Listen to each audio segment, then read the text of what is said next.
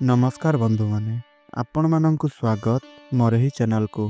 आजिर एही भिडियोटी बहुत खास एवं गुरुत्वपूर्ण हेबा पई जाउअछि। 8 मई 2025 गुरुवार दिन पड़िबा पई जाउअछि मोहिनी एकादशी। देखंतु एही जे मोहिनी एकादशी एहा बहुत ही पवित्र दिन अटे। तेणु जदि आपण एही दिन केते गुड़िए उपाय करि नेउछंती तेबे भगवान श्रीहरि विष्णुंकर कृपा आपणंकु प्राप्ति होई थाए। एही उपाय गुड़ी को करिबा फलरे आपण आपणंक जीवन रे सुख शांति सौभाग्य मुख्य प्राप्ति एवं समस्त कार्य रे सफलता आपणंकु प्राप्त होई थाए। एकादशी दिन गुड़ी करे भगवान श्रीहरि विष्णुंकर मध्य एक अलगा महत्व रही अछि। काहेकि ना एकादशी दिनटी भगवान श्रीहरि विष्णु को समर्पित होई थाए। 8 मई 2025 गुरुवार दिन पड़ुथिबा मोहिनी एकादशी रे अनेक प्रकारर शुभ संयोग मध्य बनुअछि। सेथिपाई एही दिन आपण गोमाता को खुआई दियंतु एक गुप्त जिनिस।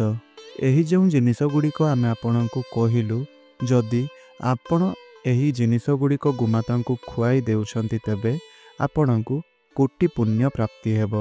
आपणंक पाखरे धनर केबे भी अभाव देखा देबो नहीं। लक्ष्मींकर कृपा आपणंक उपरे रहिबो जहा फलरे आपणंक गृहरे धनर वर्षा हेबो। गोमातांकर सेवा करिबा द्वारा पितृदोष मृत्यु दोष एवं आपणंक कुंडली रे थिबा समस्त प्रकारर दोष गुडी करू आपणंकु मुक्ति मिल जिवो। नवग्रह माने आपणंकर साथ देबे आपणंकर भाग्य चमकी उठिबो। तेणु सेथिपाई आपण भिडियोटी को शेष पर्यंत निश्चय रूप से देखंतु आउ भिडियोटी को गोटे लाइक कर दियंतु। आउ जदि आपण ईश्वर विश्वासी होई थांती ईश्वर को विश्वास करुथांती तेबे तले आसुथुबा कमेंट बॉक्स रे जय श्री हरि विष्णु जय माता लक्ष्मी निश्चय रूप से लिखंतु। आउ चैनल टी रे नुआ थिले चैनल टी को मध्य सब्सक्राइब करि नियंतु। देखंतु पूर्व जुगरु चली आसुछि गोमाता को आमे किछि ना किछि अवश्य रूप से खुआई थांती। एहा द्वारा आमको कोटि पुण्यर प्राप्ति होई थाए। गोमाता को आमर सनातन धर्म रे लक्ष्मी स्वरूप बोली माना जाई थाए। गुरुजन मानक ठारु एहा तो निश्चय रूप से सुनिथिबे जे गाईर सेवा जदि आपण करिवे तेबे आपणकर परिवार एवं आपणकर जीवन सुखी एवं शांतमय कटि थाए। जेउ गृह मानकरे गोमातांकर सेवा स्वच्छ मनरे भल मनरे करा जाई थाए सेही भली गृह रे माता लक्ष्मींकर कृपा सदा सर्वदा रही थाए।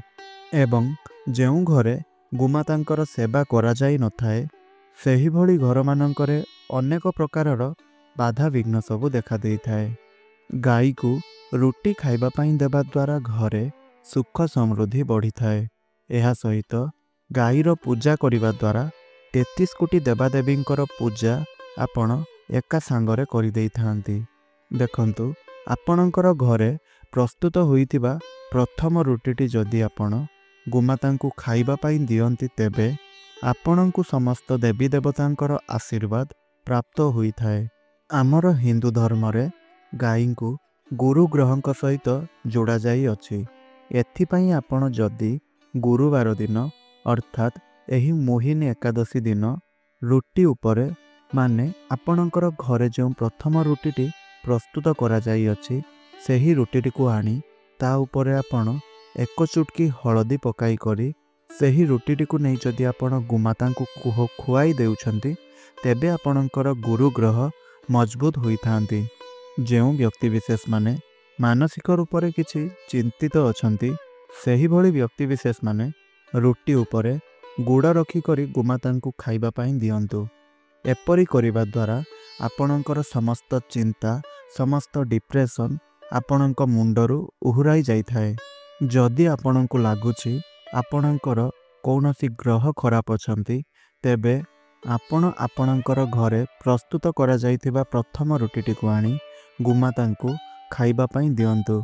एहा द्वारा आपणकर ग्रह मानकर स्थिति ठीक हो जाई थाए आउ आपणको ଶୁଭଫଳ ପ୍ରାପ୍ତି ହୋଇଥାଏ।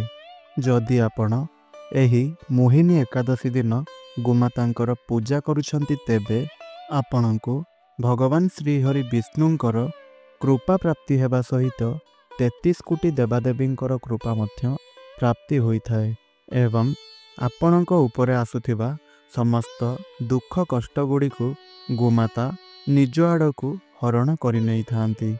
ଗୋମାତା କାମଧେନୁ ଅଟନ୍ତି ଏବଂ ସେ ସମସ୍ତ ବ୍ୟକ୍ତିବିଶେଷମାନଙ୍କର ଦୁଃଖ କଷ୍ଟକୁ ଦୂର କରିଦେଇଥାନ୍ତି ଏବଂ କୁହାଯାଏ ସମସ୍ତଙ୍କର ମନସ୍କାମନା ମଧ୍ୟ ପୂର୍ଣ୍ଣ କରିଥାନ୍ତି। ସୂର୍ଯ୍ୟାସ୍ତ ପରେ ଯେତେବେଳେ ଗାଈ ଘରକୁ ଫେରିଥାଏ ସେହି ସମୟରେ ଗାଈର ଖୁରାରୁ ଯେଉଁ ଧୂଳି ଉଡ଼ିଥାଏ ସେହି ଧୂଳିରେ ମନୁଷ୍ୟର ପାପ ଧୋଇ ଯାଇଥାଏ। ଯଦି ଆପଣ ପାଠପଢ଼ାରେ ୱିକ୍ ହୋଇଥାନ୍ତି, ଆପଣଙ୍କର ପିଲାମାନେ ପାଠପଢ଼ାରେ କମଜୋର ଅଛନ୍ତି, ତେବେ ଆପଣ ଏହି ମୋହିନୀ ଏକାଦଶୀ ଦିନ ଆପଣଙ୍କ ପିଲାଙ୍କର ହାତରେ ସବୁଜ ଚାରା ଧରାଇ କରି ତାଙ୍କୁ କୁହନ୍ତୁ କି ସେହି ସବୁଜ ଚାରାକୁ ସେ ଗୋମାତାଙ୍କୁ ନିଜ ହାତରେ ଖୁଆଇବା ପାଇଁ। ଏଥିରେ ବୁଧ ଗ୍ରହଙ୍କର ଦଶା ଠିକ୍ ହୋଇଯାଇଥାଏ। ଏହା ସହିତ ଆପଣଙ୍କର ପିଲାମାନଙ୍କର ପାଠପଢ଼ାରେ ମଧ୍ୟ ବୃଦ୍ଧି ହୋଇଥାଏ ଏବଂ ସ୍ମରଣ ଶକ୍ତିରେ ବୃଦ୍ଧି ହୋଇଥାଏ। ସେମାନେ ସେମାନଙ୍କର ରୁଚି ପାଠ ପଢ଼ିବାରେ ଦେଖାଇଥାନ୍ତି। ଯଦି ଆପଣଙ୍କର ମଙ୍ଗଳ ଗ୍ରହଙ୍କର ସ୍ଥିତି ଖରାପ ଅଛି ତେବେ ଏହି ଅକ୍ଷୟ ତୃତୀୟା ଦିନ, ଏହି ମୋହିନୀ ଏକାଦଶୀ ଦିନ କୌଣସି ଗରିବ ବ୍ରାହ୍ମଣଙ୍କୁ କିମ୍ବା କୌଣସି ଗରିବ ଲୋକମାନଙ୍କୁ ଗୋମାତାଙ୍କର ଦାନ ନିଶ୍ଚୟ ରୂପରେ କରନ୍ତୁ। ଆଉ ଯଦି ଆପଣଙ୍କର ନବଗ୍ରହମାନଙ୍କର ସ୍ଥିତି ଠିକ୍ ନାହିଁ କିମ୍ବା ଆପଣଙ୍କ ଉପରେ ଶନି ଗ୍ରହଙ୍କର ଦଶା ପଡ଼ିଅଛି, ତେବେ ଆପଣ ଏହିଭଳି ପରିସ୍ଥିତିରେ କଳା ଗାଈର ଦାନ ନିଶ୍ଚୟ ରୂପରେ କରନ୍ତୁ। ଏଥିଦ୍ୱାରା ଆପଣଙ୍କୁ ସମସ୍ତ କଷ୍ଟରୁ ମୁକ୍ତି ମିଳିଯାଇଥାଏ ଆଉ ଶନିଦେବଙ୍କର କୃପାରୁ ମଧ୍ୟ ସବୁକିଛି ଠିକ୍ ହୋଇଯାଇଥାଏ।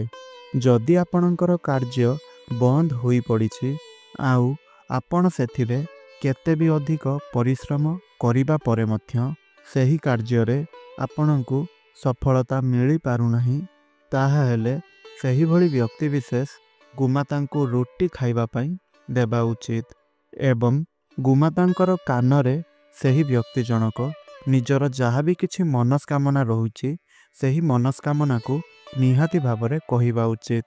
ଯଦି ଆପଣ ନିୟମିତ ଭାବରେ ଗୋମାତାଙ୍କର ପୂଜା କରନ୍ତି ତେବେ ମାତା ଲକ୍ଷ୍ମୀ ଆପଣଙ୍କ ଉପରେ ପ୍ରସନ୍ନ ହୋଇଯାଇଥାନ୍ତି। ଏହା ସହିତ ଘରର ଆର୍ଥିକ ସ୍ଥିତି ମଧ୍ୟ ଦୃଢ଼ ବନିଯାଇଥାଏ। ବର୍ତ୍ତମାନ ବୈଶାଖ ମାସ ଚାଲିଅଛି ଆଉ ଏହି ଖରା ସମୟରେ ଆପଣଙ୍କ ଘରର ଦୁଆର ମୁହଁକୁ ଯଦି ଗୋମାତା ଆସନ୍ତି କିମ୍ବା ଏହି ମୋହିନୀ ଏକାଦଶୀ ଦିନ ଆପଣମାନେ ଆପଣଙ୍କର ଘର ସମ୍ମୁଖରେ ଏକ କୌଣସି ବଡ଼ ପାତ୍ର ସାହାଯ୍ୟରେ ପାଣି ନିଶ୍ଚୟ ରୂପରେ ରଖନ୍ତୁ, ଯାହାଫଳରେ ଗୋମାତା ସେହି ପାଣିକୁ ପାନ କରିବେ। ଗୋମାତା ସେହି ପାଣିକୁ ପିଇବା ଦ୍ୱାରା କିମ୍ବା ଆପଣ ଏହି ଖରା ଦିନରେ ଗୋମାତାଙ୍କୁ ପାଣି ପିଇବା ପାଇଁ ଦେବା ଦ୍ୱାରା ଆପଣଙ୍କର ସମସ୍ତ ପ୍ରକାରର ରୋଗରୁ ଆପଣଙ୍କୁ ମୁକ୍ତି ମିଳିଯାଇଥାଏ। ଦେଖନ୍ତୁ, ଯଦି ଆପଣଙ୍କ କୁଣ୍ଡଳୀରେ ପିତୃଦୋଷ ରହିଛି ତେବେ ଆପଣ ସେହି ପିତୃଦୋଷକୁ ଆପଣଙ୍କ କୁଣ୍ଡଳୀରୁ ଦୂର କରିବା ପାଇଁ ଚାହୁଁଛନ୍ତି, ତାହା ହେଲେ ଏହି ମୋହିନୀ ଏକାଦଶୀ ଦିନ ଗୋମାତାଙ୍କୁ ଆପଣ ରୁଟି, ଗୁଡ଼, ସବୁଜ ଚାରା ଖାଇବା ପାଇଁ ଆପଣ ଦିଅନ୍ତୁ। ଏହା ବହୁତ ଅଧିକ ଲାଭଦାୟକ ଅଟେ। ଏଥିଦ୍ୱାରା ଆପଣଙ୍କ କୁଣ୍ଡଳୀରେ ଥିବା ସମସ୍ତ ପିତୃଦୋଷ ଦୂର ହୋଇଯାଇଥାଏ। ଯଦି ଆପଣଙ୍କ ଘରେ ଛୋଟ ପିଲାମାନେ ଅଛନ୍ତି ଆଉ ସେହି ଛୋଟ ପିଲାମାନେ ଆପଣଙ୍କର କଥା ଜମାରୁ ବି ଶୁଣୁନାହାନ୍ତି ଏବଂ ସେମାନେ କଥା କଥାରେ କ୍ରୋଧିତ ହୋଇଯାଉଛନ୍ତି କିମ୍ବା ରାଗି ଯାଉଛନ୍ତି, ତେବେ ଆପଣ ଏହି ମୋହିନୀ ଏକାଦଶୀ ଦିନ ଗୋମାତାଙ୍କୁ ଆପଣଙ୍କର ସେହି ଛୋଟ ପିଲାଙ୍କ ହାତରେ ଭୋଜନ ଖାଇବା ପାଇଁ ଦିଅନ୍ତୁ। ଯଦି ଆପଣ ଏତିକି କରିଦେଉଛନ୍ତି ତେବେ ଆପଣଙ୍କର ପିଲାମାନଙ୍କର ରାଗ ବା କ୍ରୋଧ ହେବା ଭଳି ଦୋଷ ତାଙ୍କ ଜୀବନରୁ ଦୂର ହୋଇଯାଇଥାଏ ଆଉ ସେମାନେ ଶାନ୍ତ ସ୍ୱଭାବର ବନିଯାଇଥାନ୍ତି। ଦେଖନ୍ତୁ ବନ୍ଧୁମାନେ, ଆମେ ଏହି ଭିଡ଼ିଓରେ ଯେଉଁ କଥା ଗୁଡ଼ିକ କହୁଅଛୁ ତାହା ସମସ୍ତ ସବସ୍କ୍ରାଇବରମାନଙ୍କ ପାଇଁ ଉପଯୋଗୀ ହୋଇଥାଏ। ତେଣୁ ଆପଣମାନଙ୍କୁ ଗୋଟିଏ ଅନୁରୋଧ, ଆପଣମାନେ ମୋର ଏହି ଭିଡ଼ିଓଟିକୁ ନିଶ୍ଚୟ ରୂପରେ ଅନ୍ୟମାନଙ୍କ ସହିତ ସେୟାର ନିଶ୍ଚୟ ରୂପରେ କରାନ୍ତୁ, ଯାହାଫଳରେ ସେମାନେ ମଧ୍ୟ ଏହି ନିୟମ ଗୁଡ଼ିକର ପାଳନ କରିପାରିବେ। ତେବେ ବନ୍ଧୁମାନେ, ଆଶା କରୁଛି ମୋର ଏହି ଭିଡ଼ିଓଟି ଆପଣଙ୍କୁ ନିଶ୍ଚୟ ରୂପରେ ଭଲ ଲାଗିଛି। ତ ଯଦି ଭିଡ଼ିଓଟି ଆପଣଙ୍କୁ ଭଲ ଲାଗିଛି ଆଉ ଏହିଭଳି ଭିଡ଼ିଓ ପ୍ରତ୍ୟେକ ଦିନ ଦେଖିବା ପାଇଁ ଚାହୁଁଛନ୍ତି, ତେବେ ଚ୍ୟାନେଲଟିକୁ ସବସ୍କ୍ରାଇବ୍ କରିନିଅନ୍ତୁ। ଭିଡ଼ିଓଟିକୁ ଗୋଟିଏ ଲାଇକ୍ କରି ତଳେ ଆସୁଥିବା କମେଣ୍ଟ ବକ୍ସରେ ଭକ୍ତି ଆଉ ବିଶ୍ୱାସର ସହିତ ଜୟ ଶ୍ରୀହରି ବିଷ୍ଣୁ, ଜୟ ମାତା ଲକ୍ଷ୍ମୀ ନିଶ୍ଚୟ ରୂପରେ ଆପଣ ଲେଖିଦିଅନ୍ତୁ ଏବଂ ଭିଡ଼ିଓଟିକୁ ଗୋଟିଏ ସେୟାର ନିଶ୍ଚୟ ରୂପରେ କରିଦିଅନ୍ତୁ। ତେବେ ବନ୍ଧୁମାନେ, ରହୁଛି। ଧନ୍ୟବାଦ।